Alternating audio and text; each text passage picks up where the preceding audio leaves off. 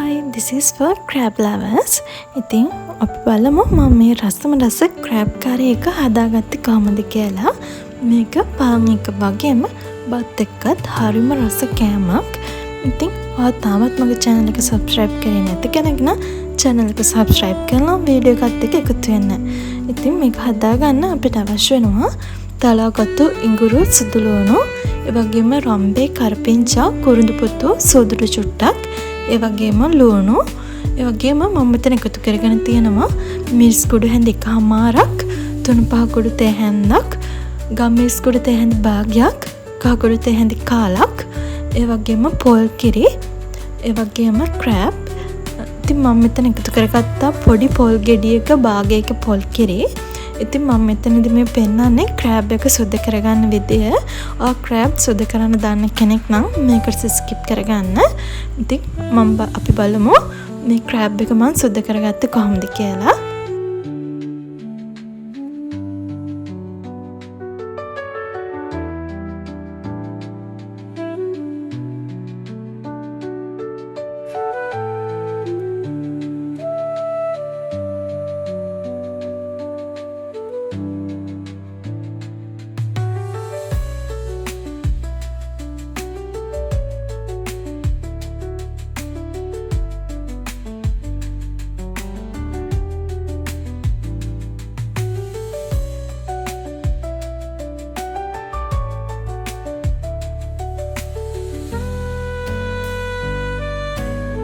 හොඳයි, දැන් මම ක්‍රැබ් ටික සුද්ධ කරගෙන ඉවරයි.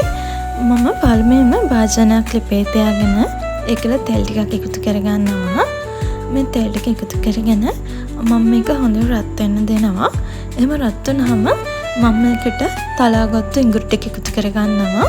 අපි මේ ඉඟුරු ටික ටිකක් බැදෙන්න දෙන්න ඕනේ. ඉඟුරු ටික බැදෙද්දී මම මේකට එකතු කරගන්නවා සුදුලුණු ටිකත් රන්වන් පාට වෙනකම් බැද ගන්නවා. මේ සුදුලුණු ටික රන්වන් පාට වෙනකම් බැදනහම මම ඒකට එකතු කරගන්නවා සෝදුරු ඇට කීපයක්. මේ සෝදුරු ටිකත් එකතු කරගෙන ඒකත් චුට්ටක් මම බැදන්න දුන්නා. ඒ ටිකත් බැදුනහම මම ඒකට රම්පේ, කරපිංචා, කුරුඳුපොතු, ඒ වගේම කපාගත්තු ලුණු ටික එකතු කරගන්නවා. අපි මේ ටිකත් තෙලේ ටෙම්පරාදු වෙන්න දෙන්න ඕනේ. මේ ටික ටෙම්පරාදු වුනහම අපි හදාගත්තු මිරිස් තුන පහ ටික මම මේකට දාගන්නවා. අපි මෙතනදී මිරිස් තුන පහ මස් මාළු වලට වගේ ගොඩක් බැදගන්නේ නැහැ.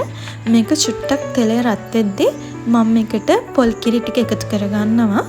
මම මේ පොල් කිරි ටික එකතු කරගෙන ඒකට එකතු කරගන්නවා ලුණු තේ හැන්දක්, ඒ වගේම සියඹලා. මේ ටිකත් එකතු කරගෙන හොද්ද ටිකක් පැහැනකම් අපි මේක හැඳ ගගා ඉන්න ඕනේ. මේ හොද්ද පැහුනහම මම මේකට අපි සුද්ධ කරගත්තු ක්‍රැබ් ටික එකතු කරගන්නවා. මේ ක්‍රැබ් ටික එකතු කරගෙනත් අපි ටික වෙලාවක් යනකම් මේක හැඳිකා ගන්න ඕනේ. මොකද නැත්තම් මේකේ පොල් කිරි ටික කැටි ගහන්න බලනවා. ඉතින් පොල් කිරි එක කැටි ගහන්නේ නැති පදමට හොඳින් රත් වුනහම ඔයාලට පුළුවන් මේක හොඳින් වහලා විනාඩි 5ක් විතර හොඳට උයා ගන්න. ඉතින් මේ තියෙන්නේ මම එහෙම උයාගත්තු ක්‍රැබ් curry එක. අපි සියඹලා එකතු කරගත්තු නිසා මේකේ ග්‍රේවි එකත් හරිම thick. ඉතින් මේ ක්‍රැබ් curry එක හරිම රසයි. ඔයාලත් අනිවාර්යෙන්ම try කරලා බලන්න. ඉතින් මගේ වීඩියෝ එකත් එක්ක දිගටම එකතු වෙලා හිටියට ඔයාලට ගොඩක් ස්තුතියි. ඒ වගේම මගේ channel එක subscribe කරලා වීඩියෝස් එක දිගටම එකතු වෙන්න කියලා ආදරයෙන් මතක් කරන්න.